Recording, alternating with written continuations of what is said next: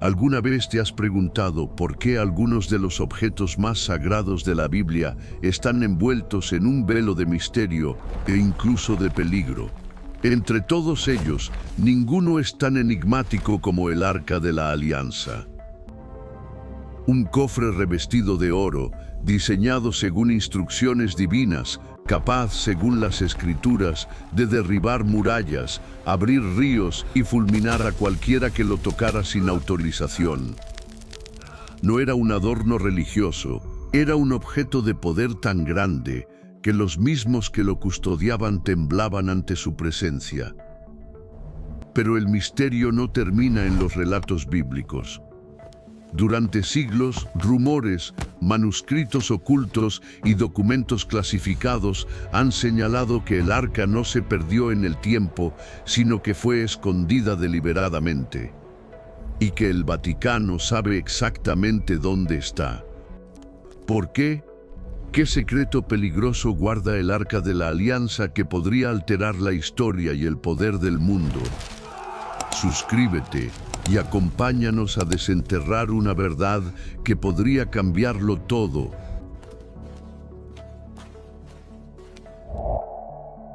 Las especificaciones técnicas del arca. Para entender la verdadera naturaleza del arca, debemos despojarnos de nuestros prejuicios religiosos y leer la Biblia como lo haría un ingeniero, como un manual técnico. Las instrucciones que Dios le dio a Moisés en el monte Sinaí, registradas con un detalle obsesivo en el libro del Éxodo, capítulo 25, versículos 10 al 22, no son las vagas descripciones poéticas que uno podría esperar de un texto místico antiguo. Son especificaciones de diseño, precisas hasta el último codo. Harán también un arca de madera de acacia, dice el texto, cuya longitud será de 2 codos y medio, su anchura de codo y medio, y su altura de codo y medio, y la cubrirás de oro puro por dentro y por fuera. Detengámonos en los materiales. Madera de acacia. ¿Por qué esta madera en particular? Estudios realizados por el Instituto Weizmann de Ciencias en Israel han demostrado que la madera de acacia del desierto del Sinaí, debido a su bajísimo contenido de humedad y su alta densidad de resina, es uno de los mejores aislantes eléctricos naturales conocidos por el hombre. Es, en esencia, el equivalente antiguo del plástico o la cerámica que usamos hoy en día en componentes electrónicos. Luego, el oro puro, insiste el texto. El oro no solo es un metal precioso, es junto con la plata y el cobre uno de los mejores conductores de electricidad que existen. Al recubrir una caja de madera aislante, por dentro y por fuera, con un metal conductor, lo que se está creando no es un objeto de lujo, se está creando un condensador, o, para ser más precisos, un condensador de placas paralelas, un dispositivo diseñado para almacenar energía eléctrica. Las dimensiones, convertidas a medidas modernas, son de aproximadamente 131 centímetros de largo por 79 centímetros de ancho y 79 centímetros de alto. Según el Dr. Maurice Cotterell, cuyas investigaciones han sido revisadas y respaldadas por físicos del Imperial College de Londres, estas proporciones no son arbitrarias. Crean lo que en física se conoce como una cavidad resonante perfecta. Esto significa que el arca estaba diseñada para acumular y amplificar ciertas frecuencias electromagnéticas específicas, de la misma manera que la caja de una guitarra amplifica el sonido de las cuerdas. Pero la genialidad del diseño no termina ahí. La tapa del arca, el llamado propiciatorio, es la clave de todo el sistema. Éxodo capítulo 25, versículo 17. Y harás un propiciatorio de oro fino. Harás también 2 querubines de oro, labrados a martillo los harás en los 2 extremos del propiciatorio. Estos querubines no eran simple decoración religiosa. Estaban enfrentados, con sus alas extendidas, tocándose por encima del centro del propiciatorio. Según análisis realizados por ingenieros especializados en la tecnología de Nikola Tesla, Esta configuración es idéntica a la de un espinterómetro o un eclater. Es, en esencia, la configuración exacta necesaria para crear un arco voltaico, una chispa controlada entre dos electrodos para descargar la energía acumulada en el condensador. El doctor Cotterell fue más allá. Documentó que si se construye un objeto siguiendo exactamente estas especificaciones y se coloca en el ambiente del desierto del Sinaí, un lugar con una humedad relativa específica y una alta carga de electricidad estática en el aire debido a la fricción de las partículas de arena, el dispositivo se cargaría automáticamente. Acumularía la energía estática del ambiente hasta alcanzar potenciales eléctricos letales. Los querubines, actuando como electrodos, crearían un campo electromagnético de altísima intensidad justo en el espacio entre ellos. Cualquier persona que se atreviera a tocar el arca en ese estado, sin la protección adecuada, completaría el circuito a tierra, recibiendo una descarga que podría alcanzar, según los cálculos, los 50.000 voltios o más, suficiente para matar a un hombre instantáneamente, justo como le ocurrió a Usa. Esto nos lleva a otro misterio, la vestimenta de los sacerdotes levitas. Lejos de ser meros trajes ceremoniales, las prendas descritas con minucioso detalle en el libro de Levítico eran, en realidad, equipos de protección electromagnética. Pensemos en el efod, descrito en Éxodo, capítulo 28. Era una especie de delantal hecho de lino fino, pero tejido con hilos de oro, azul, púrpura y carmesí. Sobre los hombros llevaba 2 piedras de ónice montadas en engastes de oro. Este tejido de metal y lino funcionaría como una jaula de Faraday rudimentaria, un traje diseñado para proteger al portador de descargas eléctricas, distribuyendo la carga por la superficie exterior de la prenda, y luego el pectoral del juicio, un cuadrado de tela, también con hilos de oro, que sostenía 12 piedras preciosas, cada una en su propio engaste de oro. Como veremos más adelante, estas piedras no eran decorativas, eran la interfaz de control del dispositivo. Incluso los detalles más pequeños tenían una función técnica. En el borde inferior del manto del sumo sacerdote, según Éxodo capítulo 28, versículo 34, debían colgarse campanillas de oro intercaladas con granadas de tela. ¿Por qué? Estas campanillas no eran para hacer música, eran un sistema de alerta temprana. Cuando el campo electromagnético del arca comenzaba a acumular una carga peligrosa, induciría una pequeña corriente en las campanillas, haciéndolas sonar sin que el sacerdote se moviera. Era la señal de que el nivel de energía estaba alcanzando un punto crítico. Un detector de campo electromagnético del año 1200 a.C. La evidencia más fascinante, sin embargo, proviene de las tradiciones orales preservadas en los manuscritos etíopes del Kebra Nagast. Estos textos afirman que el arca no era un dispositivo pasivo que simplemente acumulaba energía, podía ser programada para emitir frecuencias específicas, como mediante la manipulación de las 12 piedras del pectoral del sumo sacerdote. Cada una de esas 12 piedras, sardio, topacio, esmeralda, zafiro, diamante, etc., posee propiedades piezoeléctricas documentadas por la gemología moderna. Esto significa que cuando se les aplica presión, generan un pequeño pulso eléctrico, y a la inversa, cuando se les aplica un pulso eléctrico, vibran a una frecuencia específica. Según estos textos antiguos, al presionar las piedras en secuencias específicas, como si se tratara de un teclado, el sumo sacerdote podía modular el campo de energía del arca. Podía hacer que emitiera diferentes tipos de fuego sagrado, un pulso para comunicarse, otro para sanar y otro, como descubrieron los filisteos, para matar. Esto explicaría la increíble versatilidad de los fenómenos documentados en la Biblia. Desde la muerte instantánea de Usa hasta el derribo de las murallas de Jericó con ondas de sonido, pasando por las plagas de tumores y la destrucción que asoló a sus enemigos, no eran milagros en el sentido sobrenatural que entendemos hoy. Eran los resultados de una tecnología electromagnética avanzada, operada a través de protocolos específicos y una interfaz de control basada en cristales. Un conocimiento que los sacerdotes habían memorizado y transmitido de generación en generación, pero cuya ciencia subyacente, muy probablemente, no comprendían en su totalidad.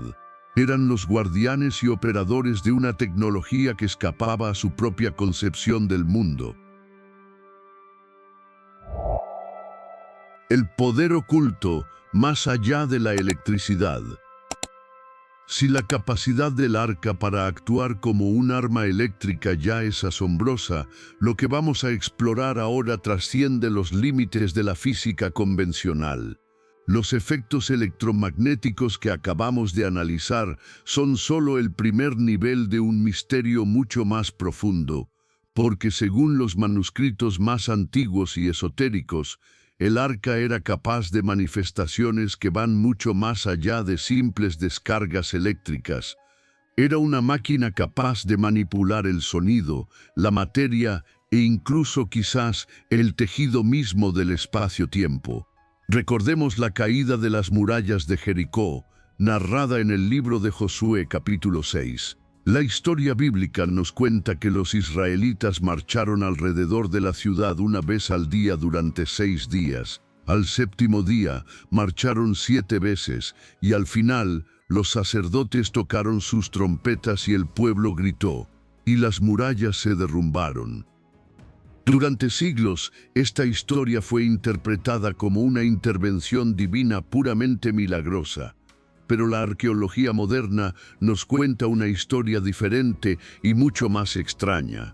La doctora Kathleen Kenyon, una de las arqueólogas más respetadas del siglo XX, dirigió las excavaciones más extensas de Jericó entre los años 1958. Sus hallazgos, publicados solo parcialmente y con secciones clave clasificadas por el Departamento de Antigüedades de Israel, revelaron algo imposible. Las murallas no se habían derrumbado hacia afuera, como ocurriría en un asedio con arietes o catapultas. Se habían derrumbado hacia adentro, sobre sí mismas, como si hubieran sido pulverizadas desde su interior por una fuerza incomprensible. Además, el equipo de Kenyon encontró evidencias de que las piedras de las murallas habían sido sometidas a un calor extremo e instantáneo justo antes del colapso. No era el calor de un incendio común que deja marcas de hollín. Era un calor que había vitrificado parcialmente la superficie de las rocas, algo que solo se logra con procesos de energía dirigida, como microondas de alta intensidad o láseres. Las tradiciones preservadas en el Kebra Nagast etíope describen al arca como la que hace danzar a las piedras y la que canta con una voz que derriba montañas. Poesía mística o una referencia técnica a la resonancia ultrasónica. En la física moderna, el fenómeno se conoce como resonancia destructiva. Cada objeto tiene una frecuencia de resonancia natural. Si se emite un sonido o una vibración a esa frecuencia exacta, el objeto comenzará a vibrar de forma tan violenta que su estructura molecular se desestabiliza y se desintegra. El arca, con su cavidad resonante perfecta y posiblemente utilizando las trompetas, los shofars, como amplificadores direccionales, podría haber sido programada para emitir la frecuencia de resonancia precisa de las murallas de piedra caliza de Jericó. No las empujó, las desintegró a nivel molecular. Pero los efectos documentados van mucho más allá de la destrucción física. Volvamos a los filisteos. Cuando capturaron el arca, los textos originales en hebreo describen los síntomas de su plaga con un detalle aterrador que la medicina moderna reconoce de inmediato: hemorragias internas incontrolables, la aparición súbita de tumores cancerosos, hemerots en la traducción antigua, ceguera, y lo que el texto llama un secado de las entrañas. Estos no son los síntomas de una enfermedad bacteriana, son los síntomas clásicos del síndrome de irradiación aguda, exposición a una dosis masiva de radiación ionizante, como rayos gamma o neutrones. ¿Podía el arca generar radiación letal? Los manuscritos de Nag Hammadi, una biblioteca de textos gnósticos cristianos, descubiertos en Egipto en 1945, describen el arca como un canal entre las dimensiones y un dispositivo capaz de generar el fuego que consume sin quemar. Según el rollo del templo de Qumran, cuando el arca era activada de forma incorrecta, generaba una luz que podía atravesar la materia sólida sin calentarla, pero que secaba la vida desde adentro.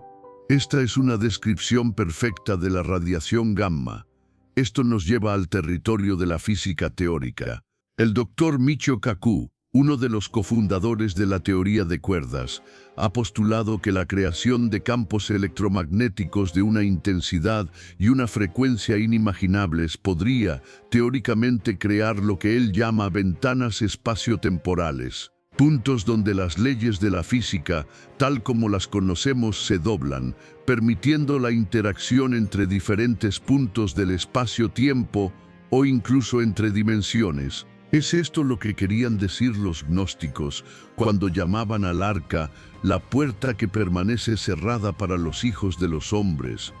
¿Una metáfora espiritual o la descripción técnica de un portal? Esto podría explicar algunos de los relatos más extraños del Antiguo Testamento. Por ejemplo, los relatos preservados en los manuscritos del Mar Muerto sobre sacerdotes que entraban al lugar santísimo, el Sancta Sanctorum donde residía el arca, y salían transformados, con conocimientos que no habían poseído antes, como si la información les hubiera sido descargada directamente en sus mentes. O la famosa columna de nube de día y columna de fuego de noche que guiaba a los israelitas. Un milagro o un campo de plasma ionizado generado por el arca para protegerlos y guiarlos, visible de diferentes maneras según la luz ambiental. Los textos de Qumran también documentan efectos biológicos a gran escala. La presencia del arca afectaba a la vida animal en un radio de varios kilómetros. Los ganados se volvían inexplicablemente agresivos, las aves cambiaban sus patrones de migración y plagas de insectos morían masivamente en patrones de círculos concéntricos alrededor del tabernáculo. Estos son efectos consistentes con la exposición a campos electromagnéticos de baja frecuencia ELEF que interfieren con los sistemas de navegación biológica basados en el magnetismo terrestre. Todas estas manifestaciones, descargas eléctricas, ondas sónicas, radiación, alteración biológica, posibles efectos espaciotemporales, plantean la pregunta más perturbadora de todas.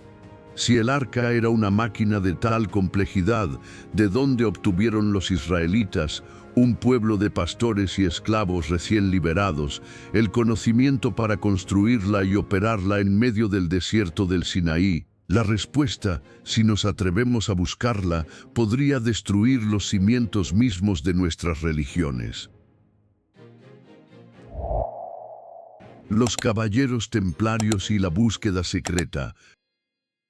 La historia del Arca de la Alianza no termina en la Biblia. Desaparece de los registros históricos alrededor del año 586 a.C., durante la destrucción de Jerusalén y el templo de Salomón por el rey babilonio Nabucodonosor. Durante siglos, su paradero se convirtió en la mayor leyenda del mundo occidental. Pero 1700 años después, un grupo de 9 caballeros franceses llegaría a Jerusalén con una única y obsesiva misión: encontrarla. La conexión entre los caballeros templarios y el Arca de la Alianza no es una teoría conspirativa moderna inventada en Internet. Es una historia documentada, aunque velada, que la Iglesia Católica ha preferido mantener en las sombras durante más de 700 años. En el año 1119 después de Cristo, 9 caballeros, liderados por Hugo de Payns, llegaron a la recién conquistada Jerusalén. Su misión oficial, declarada públicamente, era proteger a los peregrinos cristianos en los peligrosos caminos hacia Tierra Santa. El rey Balduino II de Jerusalén les concedió un cuartel general en un ala de su palacio que casualmente estaba construido sobre las ruinas del antiguo templo de Salomón. Y aquí comienza el misterio. Durante los primeros 9 años de su existencia, la Orden del Temple no hizo absolutamente nada de lo que se suponía que debía hacer. No reclutaron nuevos miembros, no patrullaron los caminos, no protegieron a un solo peregrino. Los cronistas de la época, como Guillermo de Tiro, escribieron con perplejidad sobre la inactividad de estos 9 caballeros. Entonces, ¿qué hicieron durante esos 9 largos años? La respuesta es simple: cavaron. Pasaron casi una década excavando sistemáticamente bajo las ruinas del Templo de Salomón, en lo que hoy se conoce como el Monte del Templo. Pero no cavaban a ciegas. Según documentos del Archivo Secreto Vaticano, catalogados bajo la serie Archivum Arcis, pero nunca publicados, los templarios poseían mapas detallados de los túneles subterráneos y las cámaras secretas bajo el templo, mapas que habían obtenido de fuentes judías cabalísticas en Europa, que preservaban tradiciones orales sobre el lugar exacto donde el profeta Jeremías, previendo la invasión babilónica, había escondido los tesoros más sagrados del templo, incluyendo por supuesto el arca. El segundo libro de los Macabeos, capítulo 2, versículos 4 al 8, menciona explícitamente que Jeremías escondió el arca en una cueva en el monte Nebo y selló la entrada, declarando que el lugar permanecerá desconocido hasta que Dios reúna de nuevo a su pueblo. Pero los textos más esotéricos que los templarios consultaron en la Escuela de Traductores de Toledo, donde eruditos cristianos, judíos y musulmanes colaboraban, contenían coordenadas y descripciones mucho más específicas. Describían una red de túneles directamente bajo el Sancta Sanctorum.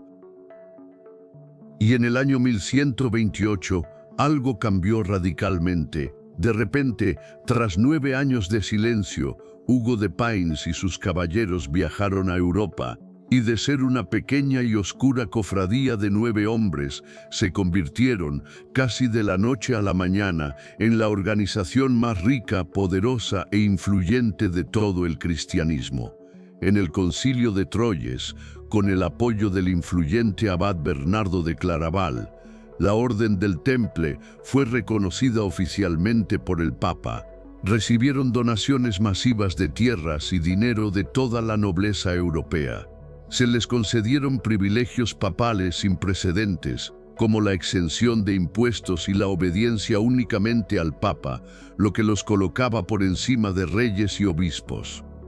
¿Qué ocurrió para provocar este cambio tan drástico? La única explicación lógica es que encontraron algo de un valor y un poder tan inmenso que les permitió chantajear o convencer a las más altas esferas de poder de Europa. Pero no solo obtuvieron riqueza, obtuvieron conocimiento. Los templarios se convirtieron en los arquitectos más avanzados de su tiempo. Las catedrales góticas que financiaron y diseñaron, como Chartres, incorporan principios de geometría sagrada, acústica y manipulación de campos energéticos telúricos que no aparecen en ningún otro contexto medieval. Es como si de repente hubieran tenido acceso a un manual de ciencia y tecnología muy avanzado. La evidencia más directa, aunque trágica, proviene de su final. El viernes 13 de octubre del año 1307, el rey Felipe IV de Francia, endeudado hasta la médula con los templarios y temeroso de su poder, ordenó el arresto de todos los miembros de la orden. Los cargos oficiales eran herejía, idolatría y prácticas obscenas, pero los documentos del proceso, preservados en los archivos nacionales de Francia, revelan el verdadero temor de la Inquisición. Bajo tortura, muchos caballeros confesaron poseer un ídolo o una cabeza a la que llamaban Baphomet, pero las descripciones eran extrañamente técnicas. Hablaban de un objeto que hacía florecer la tierra, que les daba riqueza y que podía generar fuego desde el aire. Un caballero de alto rango confesó que la orden poseía un objeto sagrado de poder inmenso que hace temblar la tierra. Estas no son confesiones vagas de herejía, son descripciones que corresponden punto por punto con las capacidades electromagnéticas y geofísicas del Arca de la Alianza que ya hemos analizado. El gran maestre Jacques de Molay, mientras ardía en la hoguera en París, declaró que la orden había recuperado lo que por derecho pertenecía al templo y que Roma temía el poder que Dios había entregado a sus siervos fieles. ¿Por qué la Iglesia de Roma temería el poder de Dios, a menos que ese poder fuera algo real, tangible y tecnológicamente verificable, un poder que ya no podían controlar a través de la fe, sino que podía ser controlado por quien poseyera el dispositivo? Inmediatamente después de la supresión de los templarios, el Vaticano emprendió una búsqueda frenética por toda Europa, no de herejes, sino del tesoro y los secretos de la orden. Las investigaciones del historiador Michael Weygand revelaron que el Vaticano estableció en ese preciso momento una nueva división dentro del archivo secreto, la Sectio Rerum Arcanarum, específicamente para catalogar objetos de naturaleza sagrada especial, una división que existe hasta el día de hoy y cuyos contenidos son el secreto mejor guardado de la cristiandad. Los registros del interrogatorio de los templarios son reveladores. Los inquisidores no preguntaban ¿han encontrado algo? Preguntaban una y otra vez ¿dónde lo han escondido? La Iglesia no tenía dudas de que lo habían encontrado. Su única preocupación era recuperarlo antes de que su existencia y su verdadero poder se hicieran públicos. ¿Y sabes qué es lo más revelador? Después de la supresión templaria, aparecieron súbitamente en el Vaticano varios expertos en reliquias antiguas, contratados para evaluar y preservar objetos de naturaleza excepcional. Objetos que nunca fueron mostrados al público, pero que, según los registros de construcción del Vaticano, requirieron la edificación de nuevas cámaras subterráneas con paredes reforzadas con plomo y sistemas de ventilación especiales. Cámaras que corresponden exactamente a lo que se necesitaría para contener y aislar un objeto que genera campos electromagnéticos y posiblemente radiación. Los templarios encontraron el arca y el Vaticano, tras destruir a la orden, muy probablemente la recuperó. Y desde entonces ha hecho todo lo posible por borrar esta historia y mantener el objeto más poderoso del mundo oculto en sus sótanos. La conexión etíope, el arca en Aksum.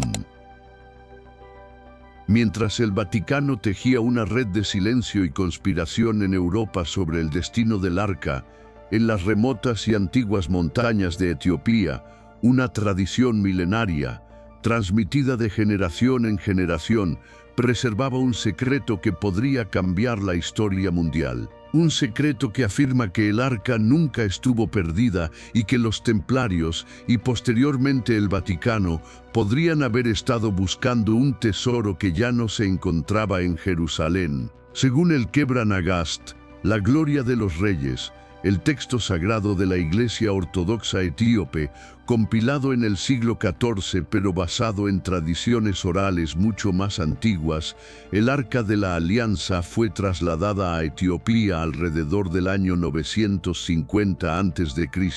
La historia cuenta que Menelik I, el hijo del rey Salomón de Israel y la reina de Saba de Etiopía, visitó a su padre en Jerusalén. Al regresar a su tierra, un grupo de levitas descontentos con el declive espiritual de Salomón sustituyó el arca real por una réplica y se la llevaron en secreto con Menelik a Etiopía. Y según esta tradición, ininterrumpida durante casi 3000 años, el arca permanece custodiada hasta el día de hoy en una pequeña y modesta capilla junto a la iglesia de Santa María de Sion, en la antigua ciudad de Aksum.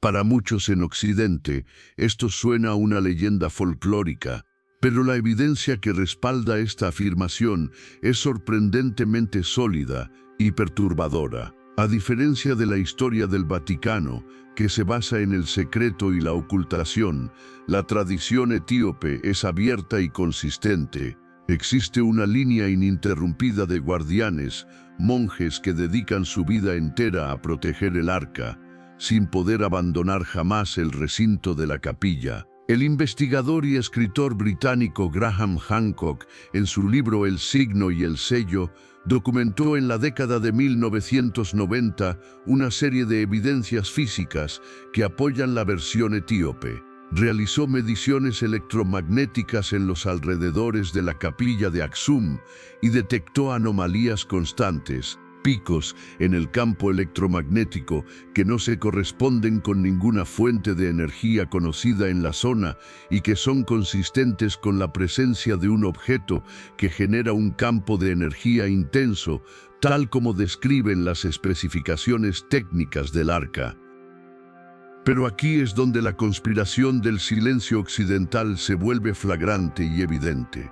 A pesar de que la Iglesia Ortodoxa etíope ha ofrecido en múltiples ocasiones, bajo condiciones de respeto a su santidad, permitir que un pequeño grupo de científicos examine el objeto que custodian, ninguna universidad de prestigio, ningún gobierno occidental y, por supuesto, ninguna institución vinculada al Vaticano ha aceptado jamás la invitación. ¿Por qué? ¿Por qué rechazar la oportunidad de oro de verificar científicamente la existencia del objeto más sagrado y buscado del judaísmo y el cristianismo? La respuesta podría ser simple, porque ya saben que es real, y su descubrimiento público trastocaría por completo la narrativa histórica y teológica que han construido durante siglos. El abad Gebre Selassie, quien fue el guardián del arca entre 1985 y 2010, concedió entrevistas a investigadores independientes en las que describió el objeto custodiado en Aksum. Sus descripciones coinciden de manera escalofriante con los textos bíblicos y los manuscritos antiguos. Habló de un objeto que emite luz en la oscuridad, que genera un calor que no es de fuego y que es letal para quienes se acercan sin la preparación y las protecciones adecuadas. Describió cómo su propia salud se deterioró con los años, desarrollando cataratas y problemas de piel, síntomas consistentes con una exposición prolongada a radiación de baja intensidad. Las tradiciones etíopes incluyen protocolos increíblemente detallados para la manipulación segura del arca, protocolos que corresponden exactamente con las instrucciones sacerdotales descritas en el libro de Levítico. Es como si no solo hubieran preservado el objeto, sino también su manual de operación. La evidencia más convincente, sin embargo, podría ser geofísica. Las crónicas etíopes registran que, desde la llegada del arca a Aksum, la región, que anteriormente era semiárida, experimentó un cambio climático localizado. Las lluvias se volvieron regulares y predecibles, los suelos se volvieron extraordinariamente fértiles, y las cosechas aumentaron de una manera que los cronistas solo podían describir como milagrosa. Estudios geológicos modernos, realizados por la Universidad de Addis Abeba, han confirmado que existe una anomalía electromagnética persistente centrada específicamente sobre la ciudad de Aksum. Esta anomalía afecta las corrientes de agua subterránea y los patrones de precipitación local, una anomalía que no tiene ninguna explicación geológica natural. ¿Podría el arca, como un gigantesco ionizador atmosférico, estar alterando literalmente el clima de la región. Las investigaciones del polémico autor Zecharia Sitchin sobre tecnologías antiguas sugieren que dispositivos capaces de generar campos electromagnéticos intensos también pueden influir en los patrones climáticos locales mediante la ionización de la atmósfera, atrayendo la humedad y provocando la lluvia. Exactamente lo que las tradiciones etíopes han documentado y la ciencia ha medido durante siglos. La resistencia institucional a investigar esta posibilidad es sospechosa. Cuando Graham Hancock intentó organizar una expedición científica internacional para examinar el objeto de Aksum, recibió presiones directas del Departamento de Estado estadounidense para que reconsiderara la importancia académica de su investigación. Su financiación fue retirada súbitamente por sus patrocinadores, y su visado para Etiopía fue denegado sin explicación, solo para ser reinstaurado tras una fuerte presión mediática. Y el caso más revelador de todos, en 1993, el gobierno etíope ofreció oficialmente al Vaticano la oportunidad de enviar a sus mejores especialistas para autenticar el objeto de Aksum. La respuesta del entonces cardenal Ratzinger, futuro Papa Benedicto XVI, fue una obra maestra de la evasión diplomática. Dijo que la Iglesia considera más importante la fe que la verificación física de las reliquias. Pensemos en esto. La Iglesia Católica, una institución que ha autenticado miles de reliquias menores, desde trozos de hueso hasta fragmentos de tela, rechaza la oportunidad de verificar la reliquia más importante de toda la cristiandad. Es un acto que desafía toda lógica, a menos que la respuesta ya se conozca y se tema. Esa respuesta podría encontrarse en documentos filtrados del Archivo Secreto Vaticano en 2010, que revelan que el Vaticano mantiene una política oficial de no investigación activa respecto al Arca de la Alianza. Una política establecida, curiosamente, justo después de la supresión de los templarios y mantenida rígidamente hasta hoy. Es como si supieran algo que prefieren que el resto del mundo no descubra. Tal vez saben que el arca es real, que está en Etiopía y que su poder es tecnológico, no místico, un descubrimiento que haría añicos su monopolio sobre lo divino. Las tradiciones etíopes incluso preservan detalles técnicos que hemos analizado. Los textos del Kebra Nagast afirman que el arca debe ser alimentada periódicamente con ofrendas de ciertos cristales y metales, un proceso que suena sospechosamente a mantener la carga de un condensador avanzado. Y los guardianes de Aksum poseen lo que llaman las piedras del poder, 12 gemas que, según afirman, formaban parte del pectoral original del sumo sacerdote hebreo y que son necesarias para despertar o aquietar el poder del arca. Un control remoto electromagnético basado en cristales piezoeléctricos, exactamente como sugieren las especificaciones técnicas del Antiguo Testamento. La evidencia es abrumadora. El arca no está perdida, está esperando. Y el silencio coordinado de las potencias occidentales y religiosas es, quizás, la prueba más grande de todas. Si estas revelaciones están tocando una fibra profunda en tu corazón, si sientes que hay mucho más en nuestra historia de lo que nos han contado, te invito a unirte a nuestro club exclusivo de miembros. Allí, en una comunidad de buscadores de la verdad como tú, exploramos temas que son demasiado sensibles para plataformas públicas. Hazte miembro ahora y accede a un nivel de conocimiento que te abrirá los ojos. Conocimiento prohibido, el origen de la tecnología. Hemos establecido la naturaleza tecnológica del arca y hemos explorado su posible ubicación. Pero ahora debemos enfrentarnos a la pregunta más fundamental y herética de todas. ¿De dónde provino este conocimiento? ¿Cómo es posible que una tribu de esclavos del desierto en la Edad del Bronce poseyera una tecnología que, en muchos aspectos, supera la nuestra? La Biblia nos da una respuesta simple: Dios se la entregó a Moisés. Pero los textos más antiguos y censurados, aquellos que la Iglesia luchó por destruir durante siglos, nos ofrecen una respuesta mucho más detallada y para algunos mucho más inquietante. Primero, recapitulemos la imposibilidad tecnológica.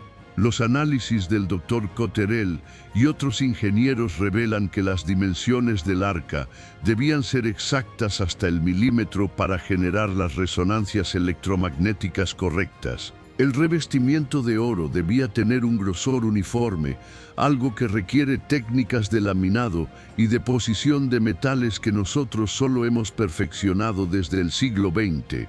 Más impactante aún, análisis espectrográficos de diminutos fragmentos de oro atribuidos al primer templo, conservados en el Instituto Weizmann, demuestran que el oro utilizado en los objetos sagrados no era puro en el sentido moderno, sino una aleación específica. Contenía trazas exactas de plata y cobre, no como impurezas, sino como aditivos deliberados para optimizar su conductividad electromagnética a ciertas temperaturas.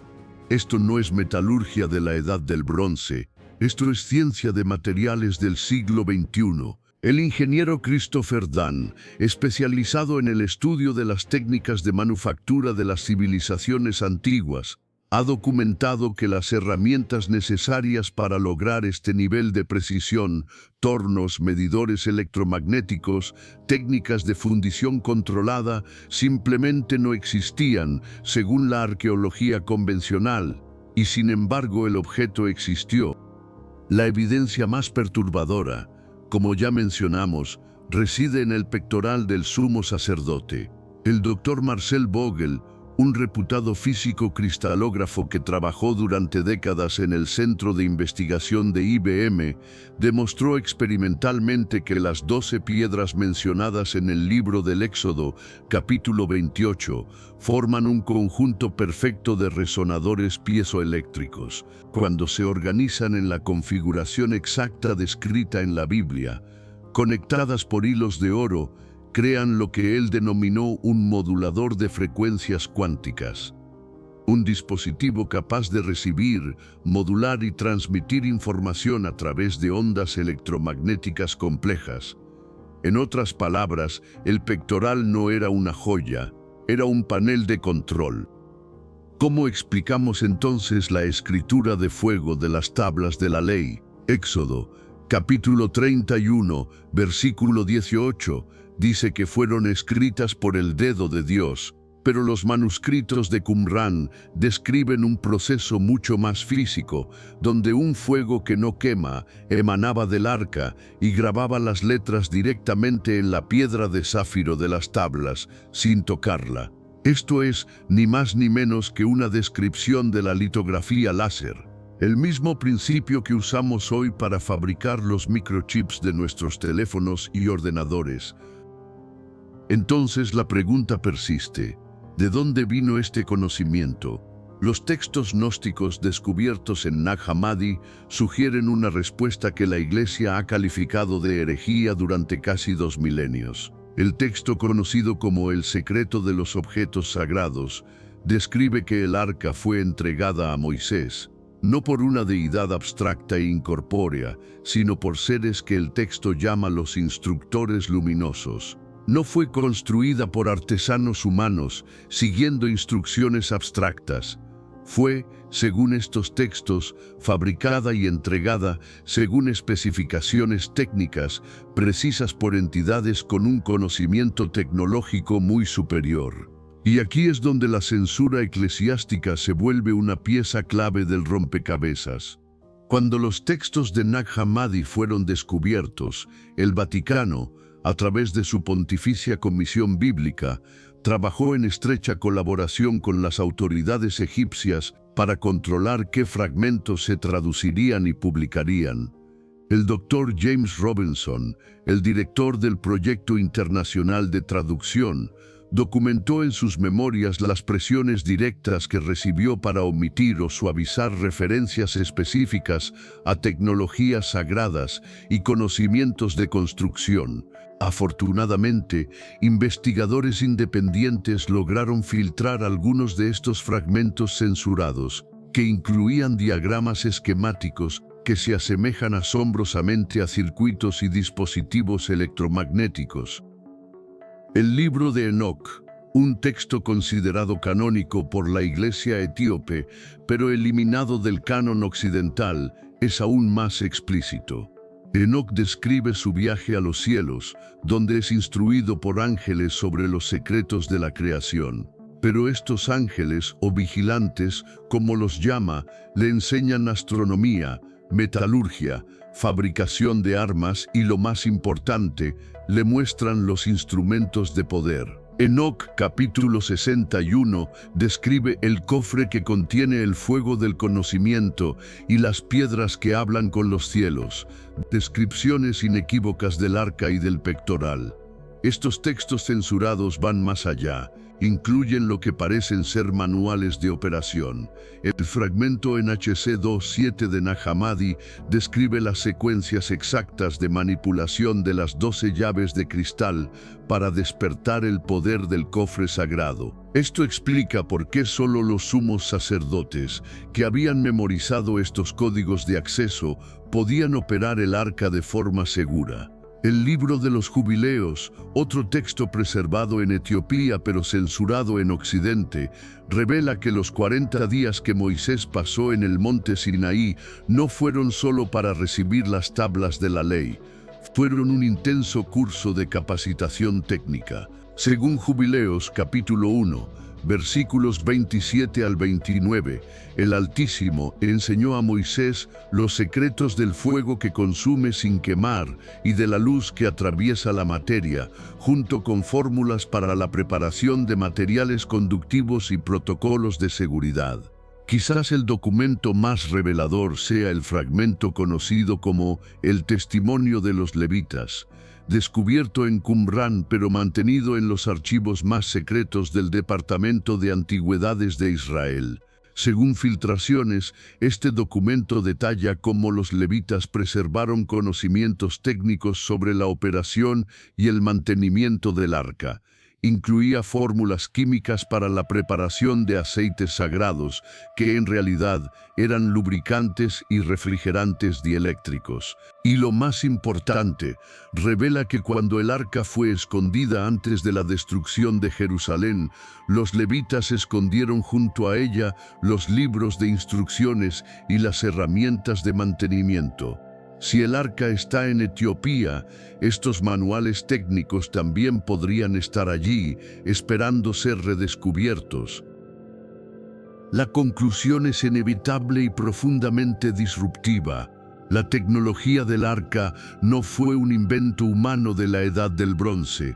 Fue, según las fuentes más antiguas y directas que poseemos, un conocimiento transferido, un regalo o quizás un préstamo de una inteligencia no humana o de una civilización humana antigua y olvidada, tecnológicamente muy avanzada. No estamos hablando de dioses en el sentido religioso tradicional, sino de seres con un conocimiento tecnológico que para una tribu del desierto solo podría parecer divino. Y esa es una verdad que las religiones organizadas, que basan su poder en ser los únicos intermediarios con lo divino, simplemente no pueden permitir que salga a la luz. Una red global de tecnología antigua. El misterio se vuelve aún más vasto cuando nos damos cuenta de que el Arca de la Alianza, con toda su increíble tecnología, probablemente no fue un objeto único.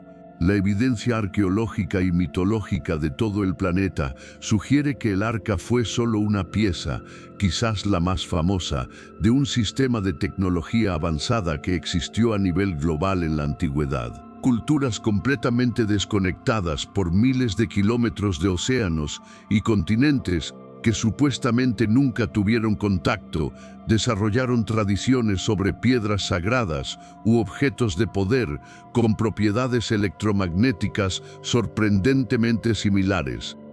Comencemos en Escocia. La piedra de Sconey, también conocida como la piedra del destino, sobre la cual los reyes de Escocia y más tarde de Gran Bretaña han sido coronados durante siglos. Oficialmente es una simple pieza de arenisca, pero las leyendas que la rodean hablan de un origen mucho más antiguo y misterioso. Las tradiciones celtas, preservadas en manuscritos irlandeses, la describen como Lia Fáil, la piedra que canta. Se decía que la piedra gritaba o cantaba cuando el rey legítimo se sentaba sobre ella.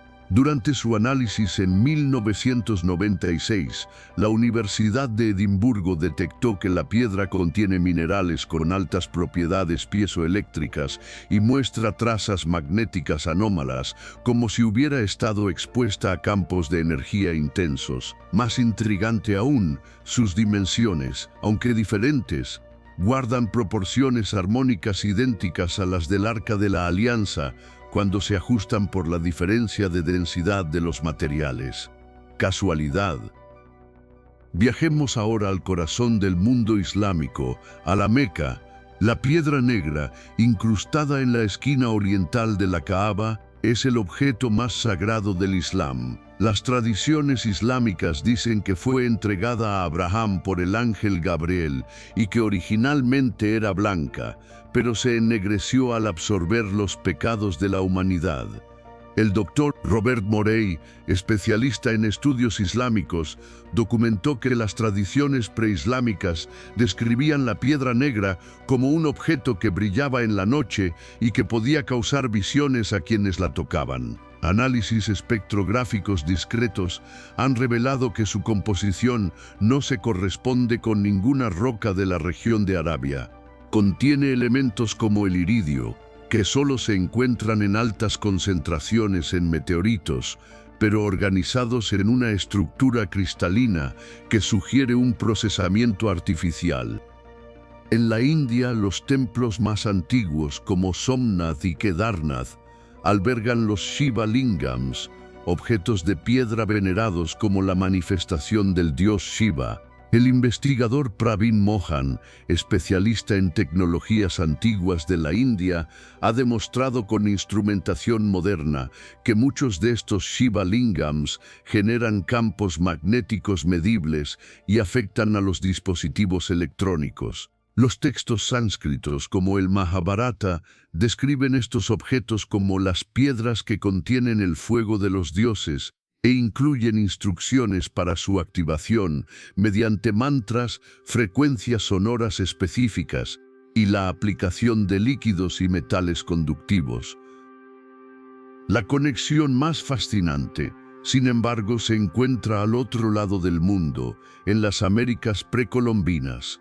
Los olmecas, mayas y aztecas preservaron tradiciones sobre espejos de obsidiana pulida.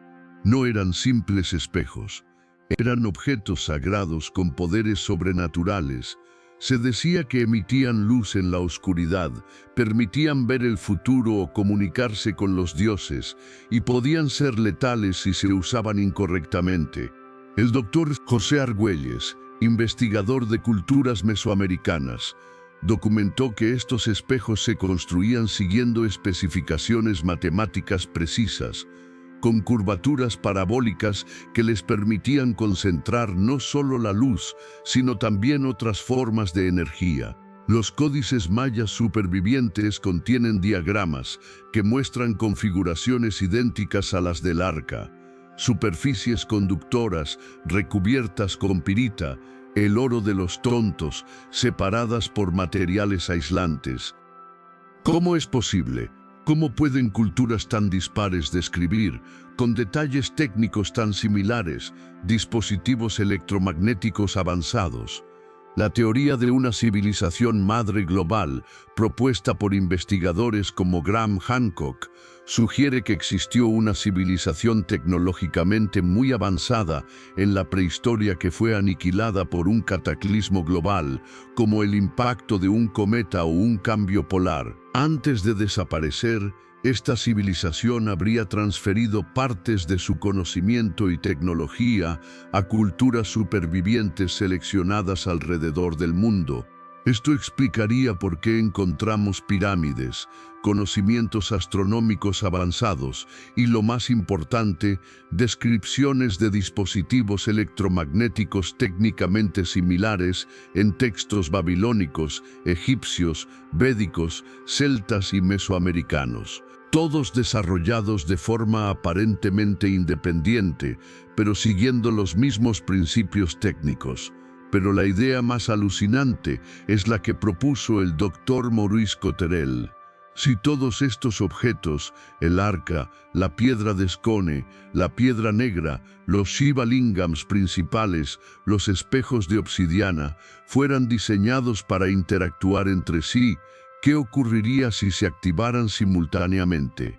Sus cálculos sugieren que crearían una red electromagnética global. Una rejilla energética planetaria capaz de estabilizar o alterar los patrones climáticos, el campo magnético terrestre y la ionosfera. Piénsalo, una red de comunicación y control planetario.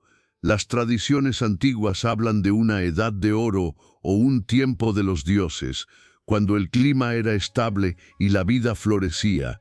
Podría haber sido una época en la que esta red tecnológica global estaba plenamente activa y fue desactivada o sus componentes dispersados intencionadamente antes de un cataclismo para evitar una catástrofe mayor.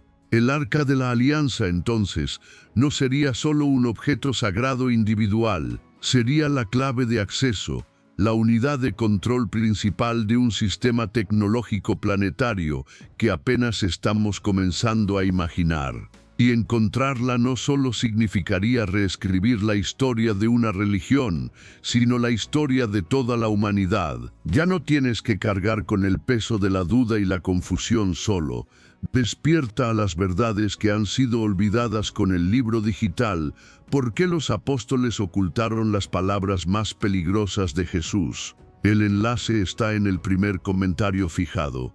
Haz clic ahora, recibe tu copia antes de que sea retirada y únete a una comunidad de almas que ya no se conforman con las mentiras. La conspiración del silencio. Si el Arca de la Alianza es real, si su tecnología es tan poderosa y si hay indicios claros de su ubicación, surge una pregunta inevitable y terriblemente incómoda. ¿Por qué ninguna expedición arqueológica oficial, respaldada por las grandes universidades o los gobiernos occidentales, ha intentado seriamente localizar el objeto más importante de la historia humana? La respuesta es tan simple como aterradora, porque hay una conspiración activa y coordinada para evitar que sea encontrada. Una conspiración de silencio que se extiende desde los más altos niveles del Vaticano hasta las instituciones científicas y gubernamentales más respetadas del mundo. Comencemos con el Vaticano. Como ya mencionamos, los documentos filtrados en 2010 revelan la existencia del Protocolo Arca, Protocolo Arcis, una política oficial establecida en el año 1542 por el Papa Paulo III, en pleno apogeo de la Contrarreforma. Este protocolo prohíbe explícitamente cualquier investigación activa, financiamiento o cooperación del Vaticano en expediciones que busquen localizar el Arca de la Alianza. Esta política no se basó en la teología, sino en el miedo. Fue implementada justo después de que los informes confidenciales completos de los juicios a los templarios llegaran a conocimiento del alto clero, revelando no solo que habían encontrado el arca, sino también sus verdaderas capacidades técnicas. El protocolo, según el doctor Michael Weigand, incluye instrucciones precisas para desaconsejar, desfinanciar y, si es absolutamente necesario, obstruir activamente cualquier investigación arqueológica, sin importar su origen, que se acerque a la ubicación real del arca. Pero uno podría pensar, bueno, eso es el Vaticano, una institución religiosa protegiendo sus dogmas. ¿Cómo se explica que instituciones seculares, como el Smithsonian en Estados Unidos, también parezcan evitar el tema?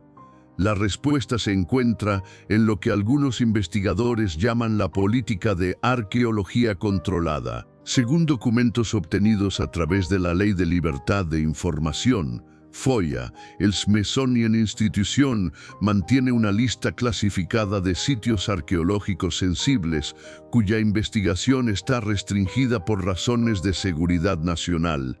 En esta lista, junto a otros sitios anómalos en América del Norte, aparecen prominentemente el Monte del Templo en Jerusalén y otras ubicaciones clave mencionadas en los textos antiguos en relación con el escondite del Arca.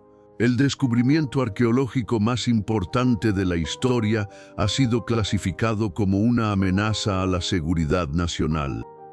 La conspiración no es solo pasiva, es activamente obstructiva. Consideremos el caso del arqueólogo Vendell Jones.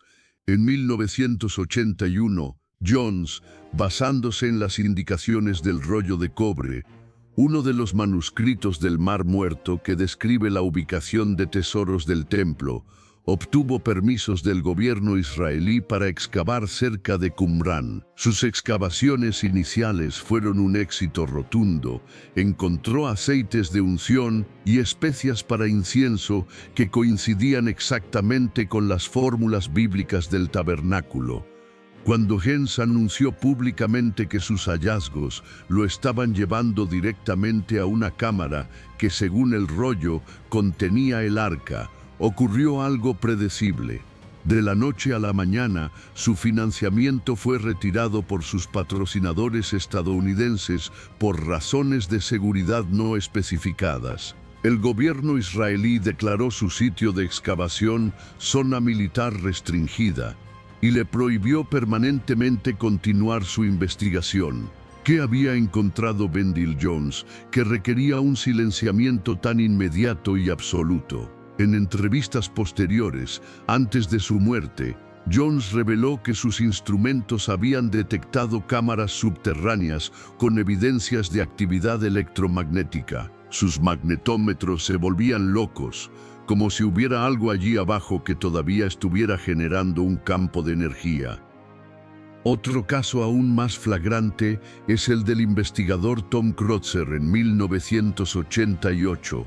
Utilizando un radar de penetración terrestre de última generación, Kreutzer escaneó los túneles bajo el monte del templo. Sus mediciones mostraron un objeto metálico con las dimensiones exactas del arca, ubicado dentro de una cámara sellada a unos 20 metros bajo la explanada del templo. Cuando Kreutzer, eufórico, intentó obtener los permisos para una excavación limitada, no solo fue rechazado de plano por las autoridades israelíes. Según su propio testimonio, recibió visitas discretas pero inequívocas de representantes de la CIA y el Mossad. Le aconsejaron abandonar su investigación, advirtiéndole que ciertos descubrimientos podrían tener consecuencias impredecibles para la seguridad internacional. ¿Por qué el descubrimiento de una reliquia religiosa sería una amenaza para la seguridad internacional? La respuesta se encuentra en análisis clasificados del Pentágono sobre las implicaciones de la aparición de tecnologías disruptivas. Documentos filtrados por Edward Snowden en 2013 confirman que las principales agencias de inteligencia del mundo mantienen una vigilancia activa sobre cualquier investigación científica o arqueológica que pueda llevar al descubrimiento de tecnologías anómalas de origen histórico. El Arca, si posee las capacidades que hemos analizado, fuente de energía, arma electromagnética, dispositivo de control climático, no es una reliquia, es un cambio de paradigma. La nación o grupo que la controle podría desestabilizar por completo el equilibrio de poder mundial, volviendo obsoletos los arsenales nucleares y el control sobre los combustibles fósiles. La evidencia de la conspiración activa es abrumadora y viene incluso de arqueólogos de renombre. La doctora Eilat Mazar, quien dirigió las excavaciones más importantes en la ciudad de David en Jerusalén, reveló en entrevistas privadas que recibió instrucciones específicas del Departamento de Antigüedades de Israel de evitar ciertas áreas durante sus excavaciones. Áreas que curiosamente correspondían exactamente con las ubicaciones mencionadas en textos antiguos en relación con el arca. Cuando Mazar preguntó por qué, la respuesta oficial fue sensibilidades religiosas, pero las órdenes no venían de las autoridades religiosas, sino de las de seguridad.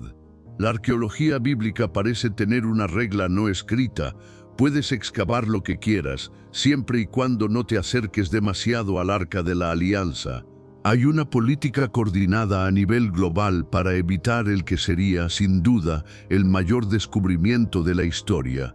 Y cuando una verdad es suprimida con tanta fuerza y por tantos actores poderosos, solo puede significar una cosa: que la verdad es real y es mucho más peligrosa de lo que podemos imaginar. Profecías del retorno. Hemos recorrido un camino de evidencia tecnológica, histórica y conspirativa.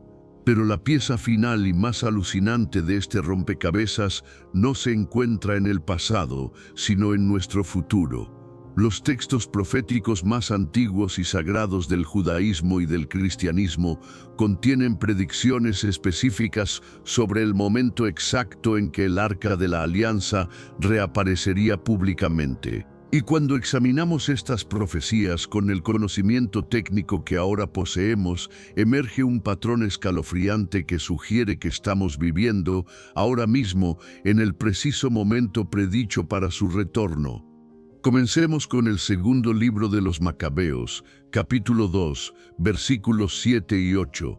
La profecía establece que el arca permanecerá oculta hasta que Dios reúna de nuevo a su pueblo y se muestre propicio. Entonces el Señor mostrará estas cosas y aparecerá la gloria del Señor. Desglosemos esto técnicamente. La reunión del pueblo es una referencia inequívoca al restablecimiento del Estado de Israel en el año 1948.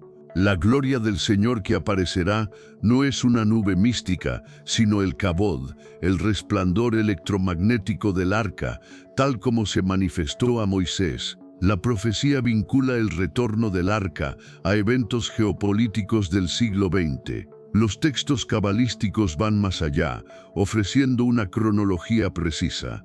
Predicen que el periodo de ocultamiento del arca duraría exactamente 2520 años desde la destrucción del primer templo. Si tomamos como fecha de la destrucción el 586 a.C. y sumamos 2520 años, llegamos al año 1934. Es una coincidencia que las primeras expediciones arqueológicas serias y modernas en busca del arca, como la de Ron Wyatt, comenzaran precisamente en esa década. Pero las profecías más detalladas se encuentran en los textos esenios de Qumrán. El manuscrito conocido como la Guerra de los Hijos de la Luz contra los Hijos de las Tinieblas describe los eventos que precederán al retorno del arca. Afirma que reaparecerá cuando las naciones del mundo se reúnan contra el pueblo elegido y, crucialmente, cuando los secretos de los cielos sean revelados a los hijos de la luz. Piénsalo. Estamos viviendo en una época de tensiones geopolíticas sin precedentes centradas en el Medio Oriente. Y al mismo tiempo es la época del redescubrimiento de todos estos manuscritos antiguos, Qumrán, Nag Hammadi, y del desarrollo de la ciencia que nos permite, por primera vez, comprender que los secretos de los cielos no eran milagros, sino tecnología. La profecía dice que el arca volverá cuando estemos listos para entenderla, y ese momento es ahora. El libro de Enoc, preservado en Etiopía, ofrece una cronología aún más específica. Según Enoc, capítulo 91, el cofre del poder sería revelado durante la 10ª semana del plan divino, cuando los secretos de la creación sean abiertos para los justos. Los cálculos de los calendarios esenios sitúan esta 10ª y última semana profética entre los años 1947, el descubrimiento de los rollos del Mar Muerto, y aproximadamente el año 2023. Estamos viviendo en el clímax de esta ventana profética. Los textos cristianos primitivos censurados, como el Apocalipsis de Pedro de Nag Hammadi, son aún más perturbadores. Describen que el retorno del arca coincidirá con grandes señales en los cielos y perturbaciones en los campos magnéticos de la Tierra.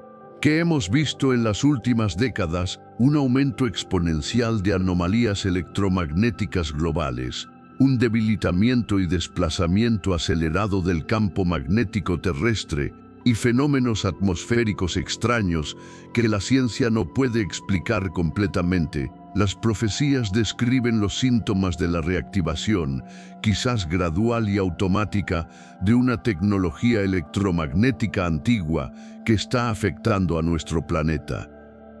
Quizás la profecía más específica de todas se encuentra en el Talmud de Babilonia, en el Tratado Yoma, folio 21b. Establece que el arca reaparecerá cuando se cumplan 5 condiciones específicas. La reunión del pueblo judío en su tierra, cumplida en 1948, el control judío sobre la ciudad de Jerusalén, cumplido en 1967, el descubrimiento de manuscritos antiguos perdidos, cumplido con el hallazgo de Qumrán y Nag Hammadi, el desarrollo del conocimiento necesario para comprender los instrumentos sagrados, cumplido con nuestra tecnología actual. Una crisis global que parezca sin solución y que requiera una intervención divina. Basta con mirar los titulares de hoy. 4 de las 5 condiciones ya se han cumplido de manera irrefutable. La 5ª está ocurriendo ante nuestros ojos. Las tradiciones esotéricas judías afirman que el retorno del arca será la señal para la reconstrucción del tercer templo en Jerusalén. Organizaciones como el Instituto del Templo ya han fabricado todos los utensilios sagrados según las especificaciones bíblicas y han entrenado a los sacerdotes. Solo están esperando el momento propicio que, según sus propias declaraciones, será la localización definitiva del arca. Pero estas profecías también contienen una advertencia terrible. Su reaparición no será un evento puramente positivo. Marcará el inicio de un periodo de gran tribulación, donde las naciones del mundo lucharán encarnizadamente por el control de su poder. El arca será a la vez la mayor bendición para la humanidad y su prueba final. Estamos siendo testigos en tiempo real del cumplimiento de profecías milenarias, pero no sobre el retorno de un objeto de fe, sino sobre el retorno de una tecnología electromagnética avanzada que tiene el poder de salvar o de destruir nuestra civilización. El reloj profético está a punto de dar la medianoche. Hemos viajado desde el desierto del Sinaí hasta los sótanos del Vaticano, desde las montañas de Etiopía hasta las profecías del fin de los tiempos. Hemos despojado al arca de la alianza de su velo místico para revelar la máquina asombrosa que yace debajo.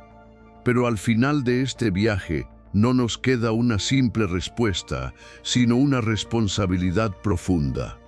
El arca fue tanto un regalo como una prueba. Un dispositivo que podía elevar la conciencia, proporcionar energía limpia y defender a un pueblo, pero también requería una disciplina espiritual y un conocimiento técnico inmenso para su operación segura. No era la ira de Dios lo que mataba a los imprudentes, era la simple y brutal ley de la física electromagnética.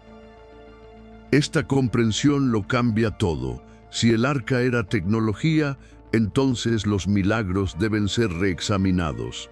Moisés no fue solo un profeta, fue un técnico altamente entrenado, y las instituciones religiosas que vinieron después no ocultaron el arca porque era demasiado sagrada. La ocultaron porque era demasiado liberadora.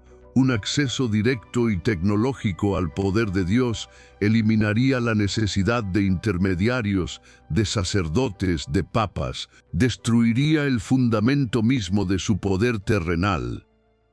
Y ahora, en este preciso momento de la historia, todas las piezas están convergiendo. El redescubrimiento de los textos prohibidos, el avance de nuestra propia tecnología para poder comprenderlos y una serie de crisis globales que claman por una solución radical. Es como si la propia historia o una inteligencia superior nos estuviera preparando gradualmente para el retorno de un conocimiento que nos fue quitado cuando no estábamos listos para usarlo responsablemente.